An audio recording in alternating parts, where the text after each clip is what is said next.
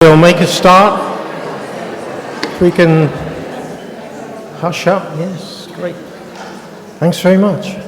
We did close the windows because it was getting a bit cool at the end, so hopefully we'll warm up a bit as the next 2 hours go on. Thanks, Veda. Thank you. Let me just look over here. I'm just moving everything over. My computer's taking its time, but it's okay. I've got it up here. Let me just do this.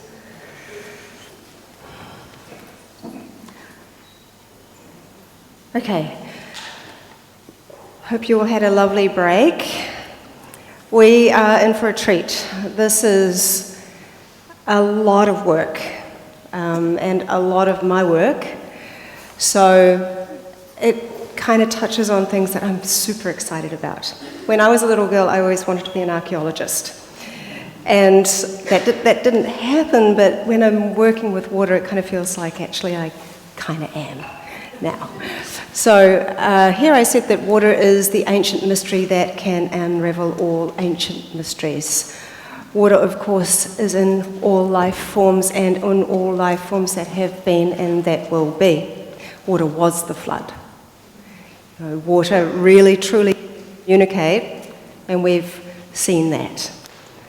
So I have a lot to share, and I'm hoping that it all in. So I'm going to just launch into it. So I'm going to start with talking about I'll share that in just a second. So this picture is of a plane called the Star Ariel. So there was an extensive search party sent out. It went down over the Bermuda Triangle. And anyway, long story short, it wasn't found. Now, why would I be showing you this picture? This is my grandmother. Her name was Revis Bentham Green. Now, she was a little radical back in her day. She had got divorced and remarried. When she remarried, she was from England, and she flew to, I think it was Miami. And from Miami, I think they were flying over to Barbados for their honeymoon. Now, she was on the Star Ariel, and she went down in that plane over the Bermuda Triangle, never to be found again.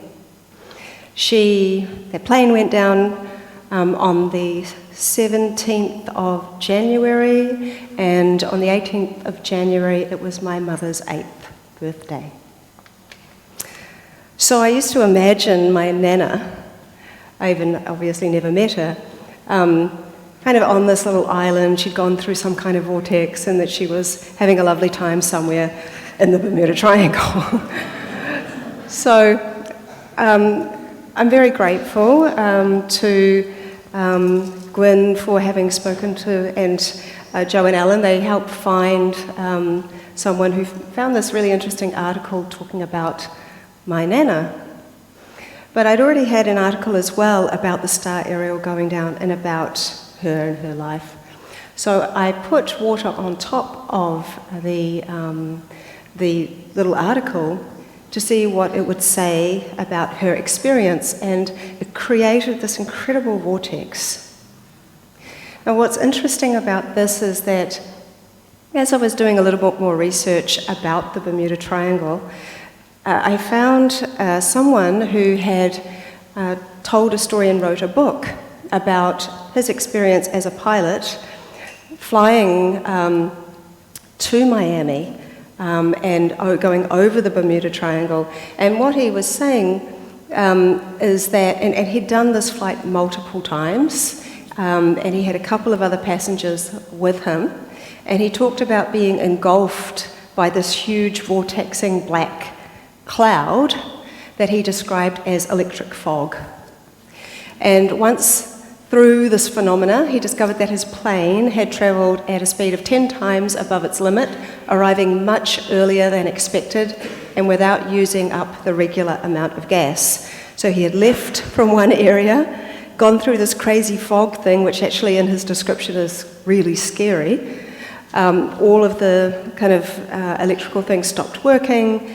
He felt out of control. He felt being completely guided through this vortex. He actually got out of one and went through another one, and he just went as fast as he could, even though it wasn't really like he was really moving the plane, and he managed to get out through this little hole before it closed up.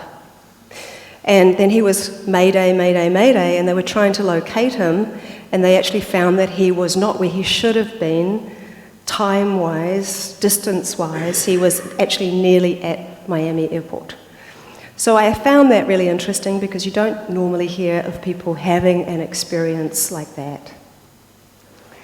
There are a number of places that are like the Bermuda Triangle around the world, and here are a bunch of them. So we just don't hear about them all, but there are reports of ships going missing, planes going missing, things going missing in these places. His machine could actually burn salt water. I want to talk about that before I get into what you're seeing. So this is kind of an interesting part. I showed you just a little picture of the word time travel before, and I'd done 2 tests with water where it kind of looks like an open hole with, let's go back here. Oh, before I do that, I must have just put them together, where it's kind of like open spaces with little plasma-like things in between.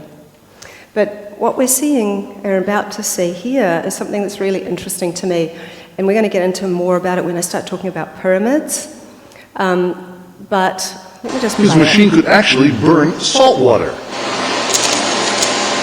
Doug Kansas discovered that his radio frequency generator could release the oxygen and hydrogen from salt water and create an incredibly intense flame. Whoops. So I've put that in the wrong place, but we're going to watch it anyway, so you have reference for it when I get... His machine could actually burn salt water. Doug Kansas discovered that his radio frequency generator could release the oxygen and hydrogen from salt water and create an incredibly intense flame. That's really relevant to something that I've said about pyramids, and we're going to get into that, so bear that video in mind.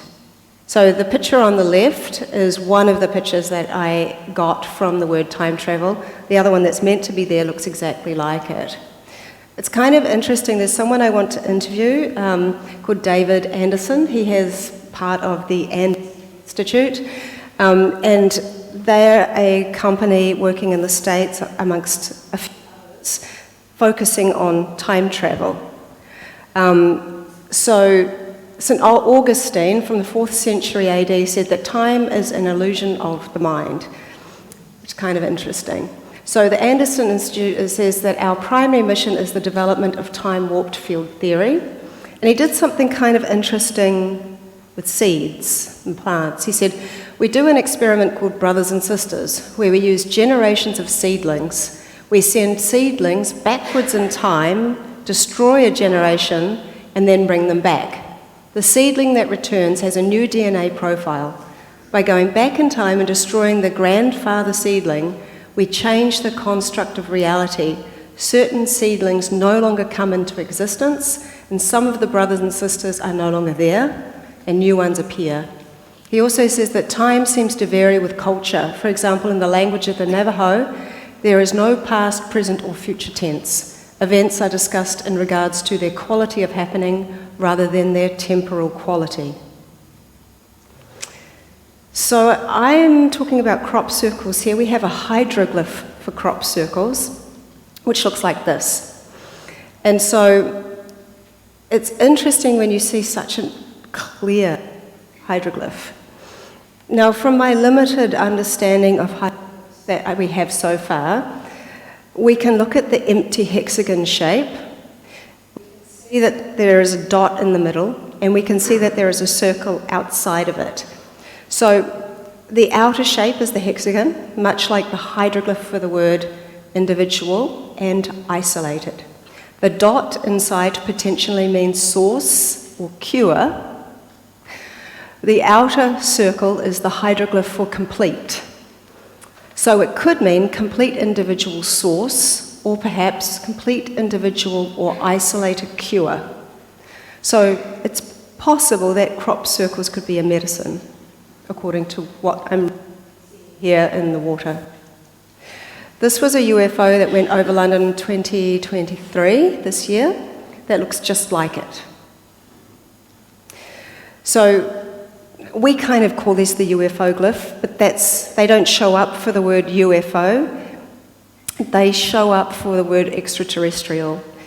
And what we see is that kind of craft shape with the line with the circle on top appears with circles always. So there's something about the circle and the craft shape that we always see. So thing in relation to completion. I just like this. My friend John sent me this, and it's such a clear kind of extraterrestrial glyph. What's unusual about it is that circle shape only has two lines, two intersecting lines, so there's 4 lines essentially from the middle, and it doesn't have a line going the other way. So it's quite an unusual shape compared to the one beside it, which has the crossing sign lines.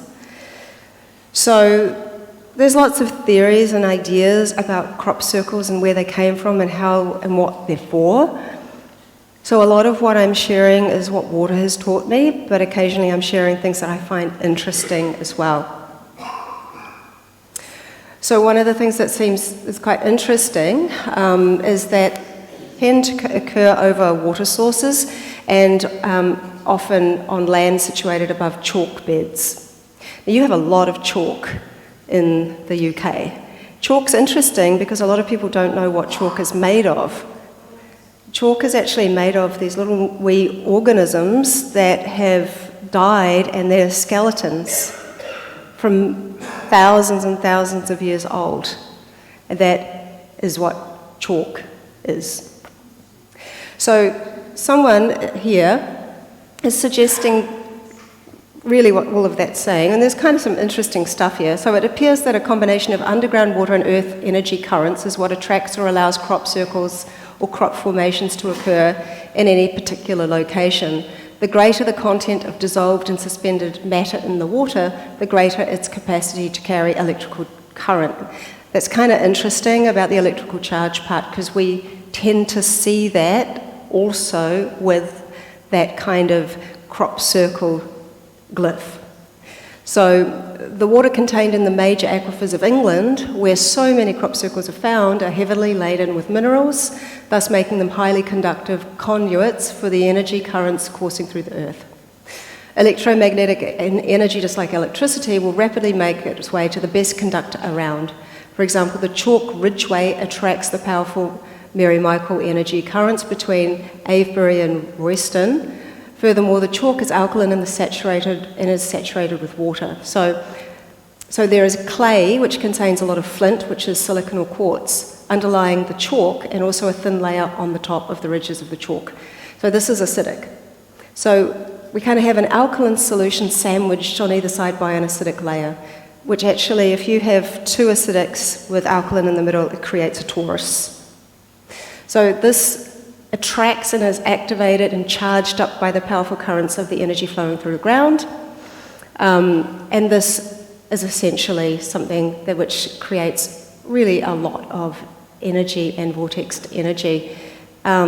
So what these people are referencing it to is they kind of think that crop circles are a little bit like homeopathy, and that they are creating an imprint which they think is being absorbed into the water of the earth, and essentially we are starting to realize that symbols have meaning, and so that it's going into the water and thus then eventually being drunk by people, the oceans, and sharing information for the earth or for us and animals and nature.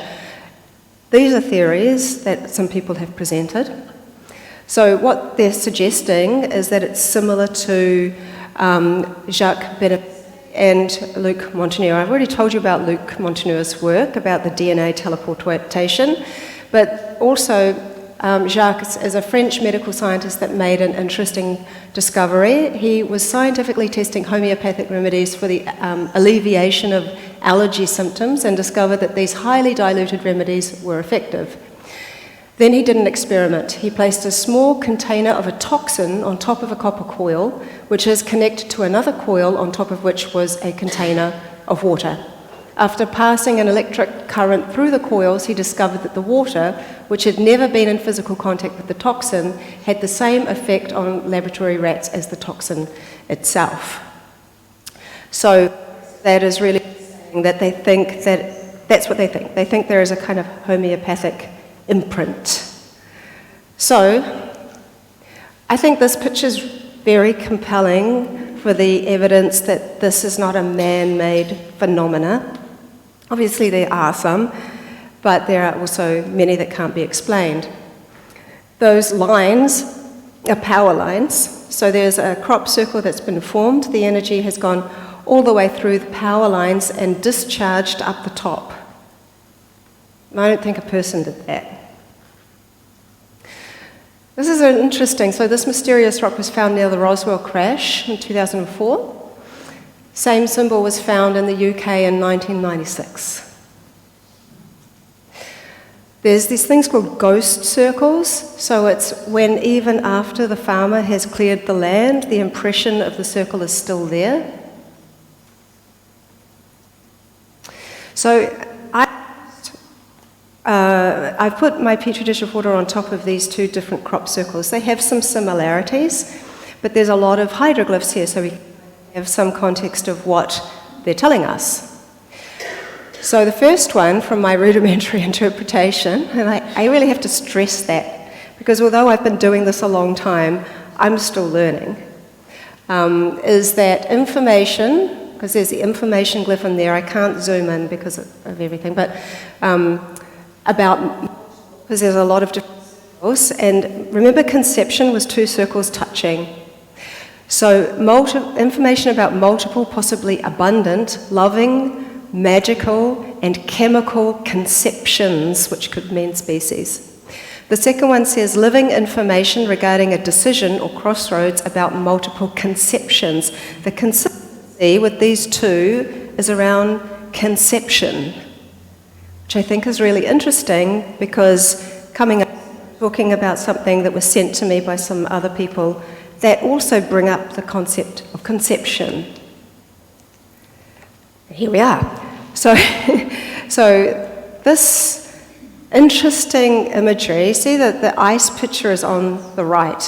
So I had asked water to show me something of significance, which is a thing I do quite often. And it designed this image, and I kind of thought it looked a lot like a placenta. But then I was sent some pictures from someone who had been studying some interesting kind of glyphs in the Black Desert in Jordan. And they sent this picture, and I'm like, oh, that reminds me of this thing that I found. And so my husband, who used to fly surveillance drones, he loves like looking on Google Earth and everything. So he immediately started looking up this area, which anyone can do. It's the Black Desert in Jordan. And these things, some archaeologists have called them kites. So you see those long lines and that kind of interesting body shape. Well, what archaeologists are trying to say this is, and this is huge, and there's literally thousands of them, which you'll see in a video in a second, that what they're trying to say is that those lines are kind of walls, and that primitive hunter-gatherers would somehow chase antelope, so all the way up, and then they'd trap them in that bit up the top. Now, if they were walls, maybe that could make some sense. But when you actually go down and you see what these are, they are actually stones which have been placed, which are about high. I could jump over it, my son could jump over it, an antelope could definitely jump over it. And in the report, this little tiny area that the archaeologists were looking at, he actually said, well, we call them walls, but they're really just stones. So it doesn't really make sense to me about this animal trapping kind of a thing. So Ryan was looking up this area, because this is the very first picture that these people sent me. And these kind of formations you can see all over the place. Now, I've added onto the left-hand side there, these are the way in which the embryo starts to develop, embryo. And these people that sent me this think actually that first half is showing the development of an embryo, and the other side is the development of lizard eggs. There's also another one that talks and shows the development of plants. So they think that this is some kind of suggestion of conception. So we're going to watch my husband talking about what's happening on Google Earth. So here's one I've mapped already, and you can see how extensive the network is. It goes from Syria into Jordan down to Saudi Arabia. And I'm just continuing to map new ones that I found. See how big they are? It's too hard there. Generally pretty interconnected. Very slow computer.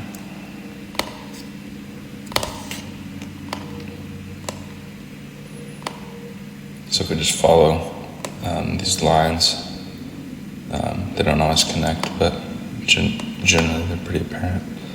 I'll take you to another one.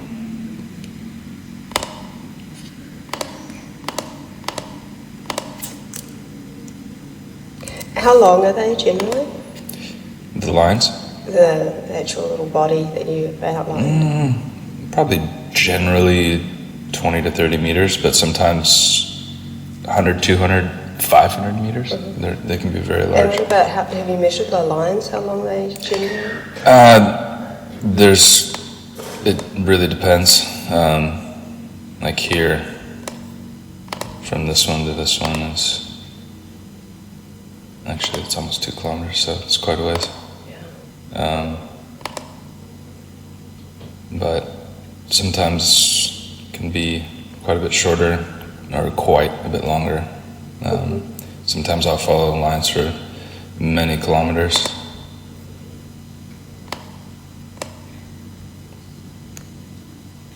And we see all these little guys everywhere as well. Yeah, right? I haven't even really begun to map any of that. But we know that they're archaeological sites, just from the little archaeology that's been done in one area. Yeah, and some are. So that's really interesting, and this is really new. Like this, anybody here can go ahead and go on Google Earth and actually start to see how many you can find. They are literally everywhere. And I'm sorry, but the animal capturing thing doesn't fly for me. So, yeah, I just thought you'd find that interesting. So the Hawaiians believed that the octopus was able to transfer from the last dimension to this one, and similar to water, helps inform us of spiritual evolution. So Bhaktivedanta Swami Prabhupada stated that according to the Vedic tradition, there are 400,000 species in the universe that, with human-like form, many of them advanced beyond us. So how many cave paintings there are. I haven't done all of them, obviously, we'd be here forever. But there are so many, and they're fascinating because they vary so much. And 29,000 years old, you know, those little guys are pretty interesting. And we keep on going.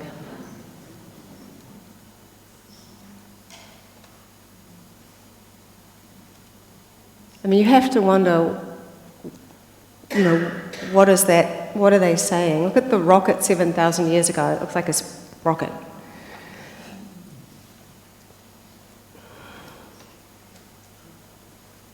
So, you know, we saw the ice skating lady. that was her alien that she skated past. Now this is interesting because a few years ago a lady reached out to me and she said that when she was young, her family worked somewhat for the US, some section of the US military, and she said that she was experimented on by different entities. This was what she told me, and she's now, I think, 18 or 19, and she asked me if I could do some crystallography to maybe help her fill in some gaps. So these are two of them that she didn't mind me sharing, and they're very unusual. One looks like a tadpole or a sperm, and the other one looks like some kind of being. I haven't ever seen crystallography look quite like that one on the right. So when I've used the word alien, which is an interesting word, the term alien with the meaning of extraterrestrial attached arose sometime in the mid-14th century and was initially used to describe something as strange or of foreign origin. So when Dark Age monks described something as alien, they meant it seemed unnatural within the context of society and the ecosystem. So the one bottom left, someone else did, the Arcturian. And so this is depictions from water, certainly not from my projections. The water was sitting next to an episode of Ancient Aliens. Which is interesting because you keep getting this extended head showing. So when I asked water what was its first memory, remembering that water came from different sources, which we're going to get into, but what's interesting is you see this face, which I wasn't expecting. Often water shows me things I don't expect. And so it has that quite dark eye and a nose and face. Again, the big head, an unusual thing at the back of the head, and the letters I am. Now, when I asked water, who are you? Down the bottom, it said, I am. So I see I am and I am when I ask water, who are you, quite often. So there's no place to really put this, so I just put it here. People ask me, I'm trying to cover as much territory as possible. So what did water say? 5G. Seeing here is the crystallography of healthy spring water. What you'll notice are these kind of flower-like hexagons that are forming. They're indicative of spring water. Here is another example of the same spring water that was collected on a different day, and you'll notice that the same kind of patterns are forming.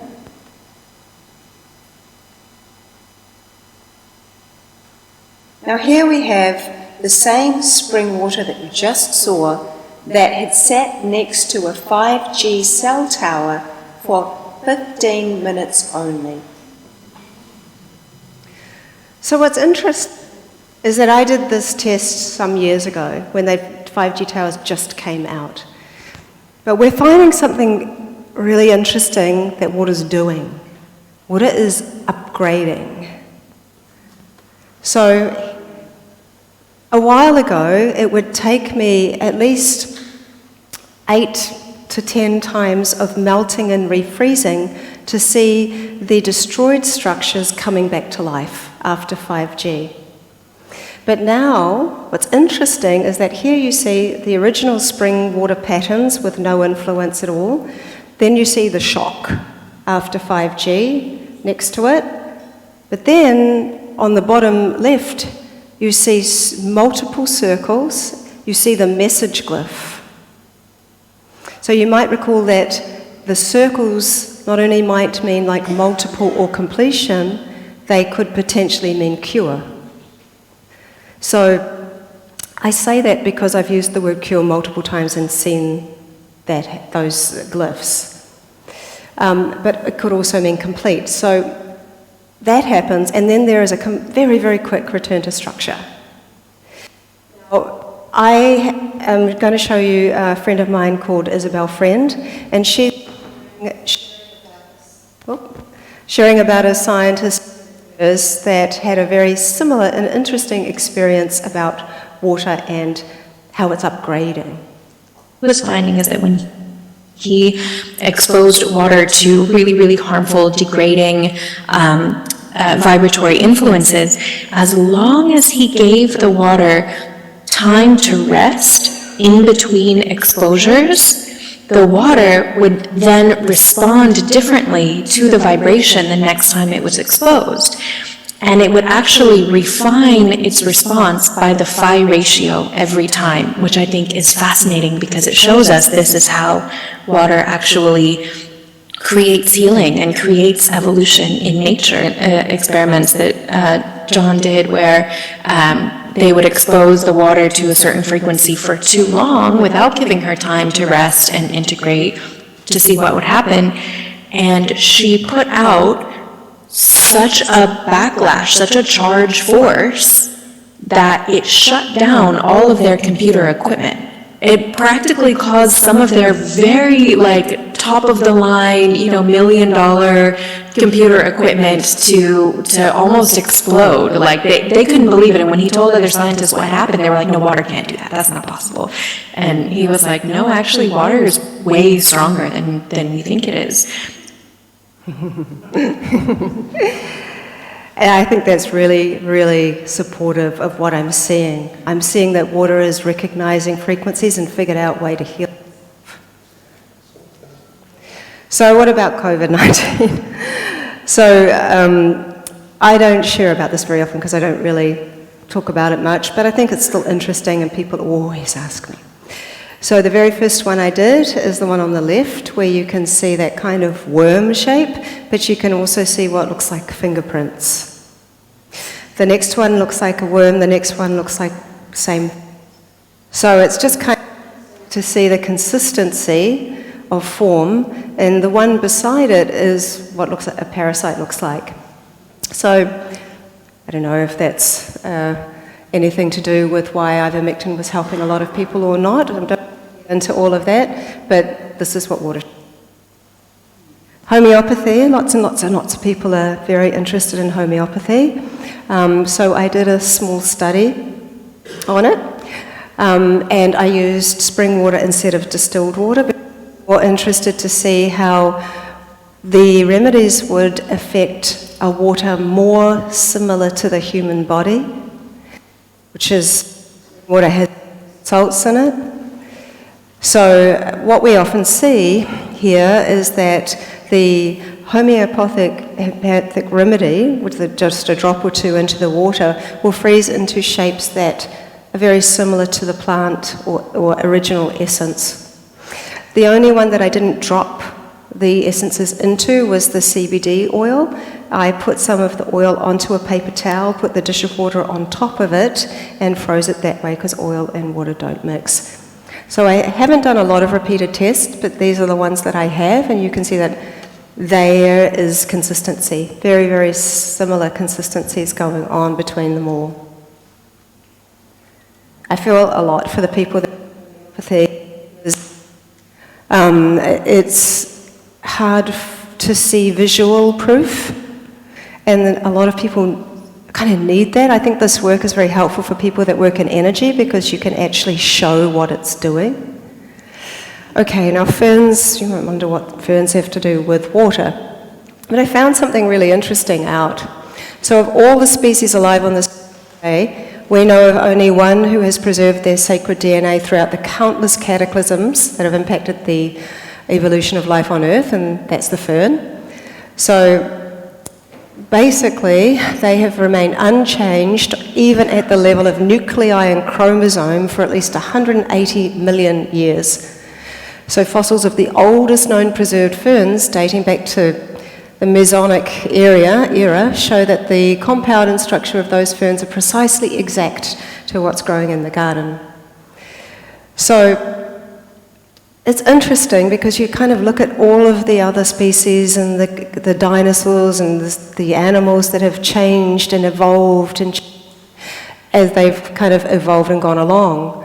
But ferns didn't do that. So according to the ancient Hawaiians, the fern has a preserved biosphere which encompasses the surrounding area of the plant, extending less than 1 inch from its body. This biosphere is unlike anything on the planet and cannot be explained by any scientific or biological terminology. It can roughly be described as a totally separate world from our reality where its atmosphere is alien. So it was believed that the spores were the main contributor to this force field, feeding and sustaining its metaphysical state. And because of this, fern spores are the most ancient, pure and unfiltered structure, according to the Hawaiians, on this planet, and who carry the uncontaminated codes of the primordial, the source of all intelligence, the source itself.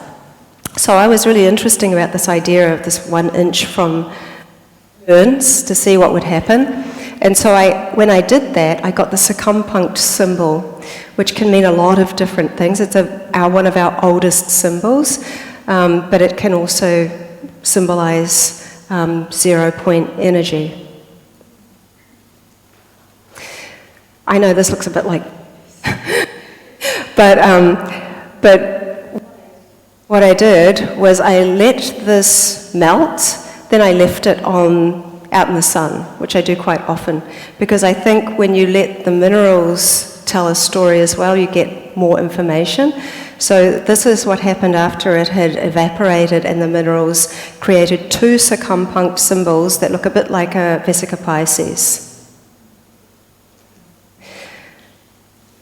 So here I put an amethyst into the water, and the picture on the left is the result. It's purple because I like to play with colours in the background, and I don't think I intentionally did this, but it just happened to be purple. The layer of water that I'm freezing is so thin that I love to play with the colours.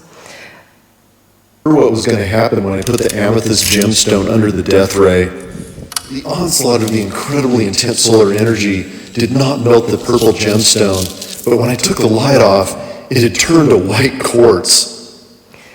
I thought that was really interesting. So one of the creation stories of the amethyst comes from ancient Rome.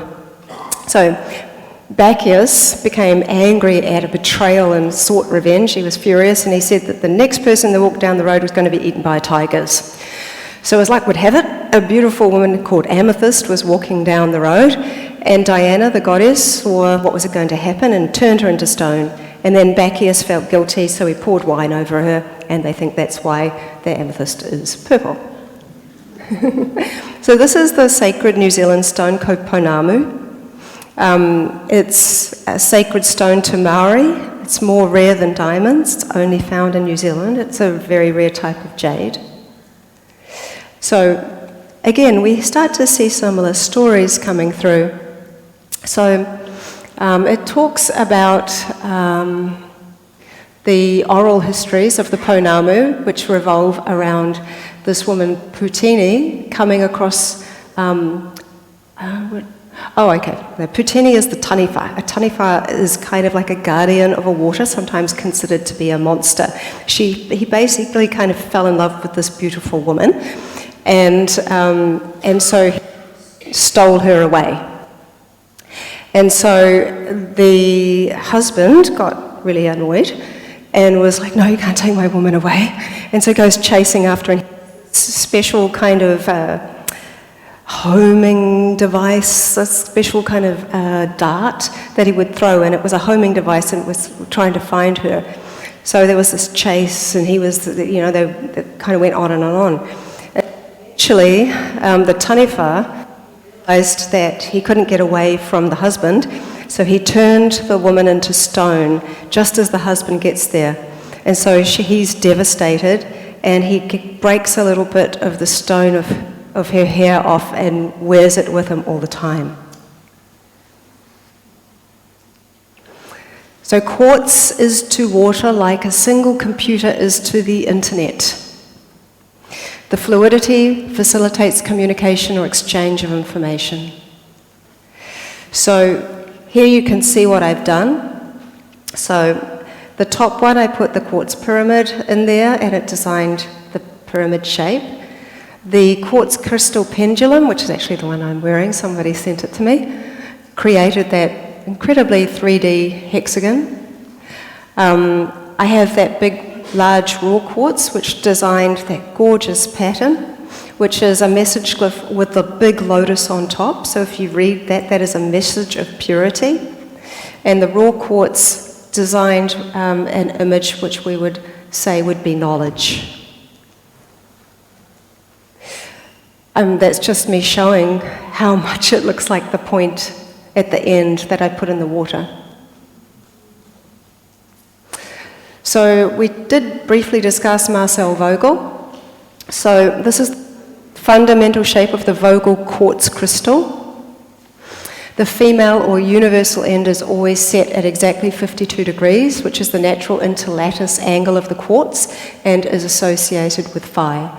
The male or firing tip is critically formed to reflect the imprinted patterns of thought in such a way that the more accurate angle projects the energy akin to how a laser outputs a coherent beam. This is interesting. The inhale and exhale of breath to the receiving and transmitting of thought of information. Breath, when exhaled through the nostrils in a rapid burst, has the greatest degree of projecting thought. Quartz crystals can amplify, store, and transfer these energies of thought. So I did a little study on shungite, which is full of these things called buckyballs or fullerenes. And so about 1 billionth of a metre in diameter, fullerenes are stable when prepared. A steel surface at 17,000 miles an hour, they bounce off. So clusters of fullerenes join diamonds and graphite as the third known form of a crystalline carbon. So these are the images graphed of shungite. So each time the water had an elite shungite crystal left in it overnight. So you see these wave patterns, meaning creation. The one bottom left has also got the earth inside of it, so that is water and earth together. So what was interesting, this is my little water fountain, and I have had it for a long time, and every time I'd put water in it, after about 2 weeks it would start growing algae. So I decided to put some shungite in it, and after shungite stones in it, the water stayed clean for up to 6 months. So it really made a difference. So people are often asking me about drinking shungite water with shungite in the container.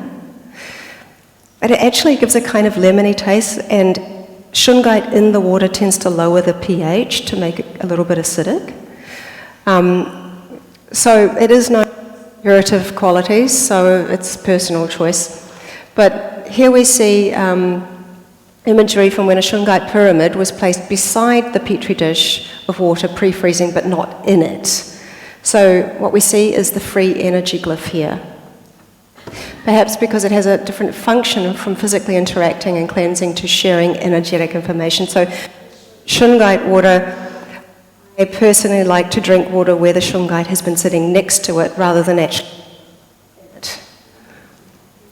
So I'm excited to share about this because most people have never heard of this special crystal. It's called Yaming-ju. Even when you have crystal books, it doesn't include Yaming-ju. So I have a about this, and it's often called the dragon's pearl, and there's a whole story about it. But years ago, there's a friend of mine that I caught up with in San Francisco called Carly Newday, book Water Codes, and she was there with her ex-husband, Apollo, and so they had given a table out full of crystals, and they wanted to give me a gift, and that was like amazing crystals. And they said, just feel into it and just choose one. And I was like, oh, well, that's nice and that's nice. But I was attracted to this little one, which looked a little bit like greenstone from New Zealand, except a light version of it. It's nothing special at all. And so I just picked that one. And they kind of looked at each other like they knew something I didn't. And so then Apollo took me by the hand, took me into the toilet. I'm like, what is going on? And he shut the door. really is going on? And I was holding it in my hand, and he said, open your hand. And I opened my hand, I'm like, oh my God. This is my husband, I gave it to him.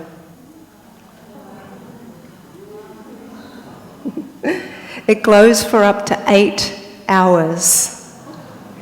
And one time I had it by my bed, and it was a very stormy night, and I would only wear it when I felt like it was the right time to wear it. So I'd often have it beside my bed, and it was crazy storm, and I was living right on the beach then. And so I kind of woke up because of this clap of thunder and lightning and everything. And for some reason, I looked over at my Yeoming-ju, and it was pulsing. Like, oh my God, this is like from Lord of the Rings when they tell you that something's coming.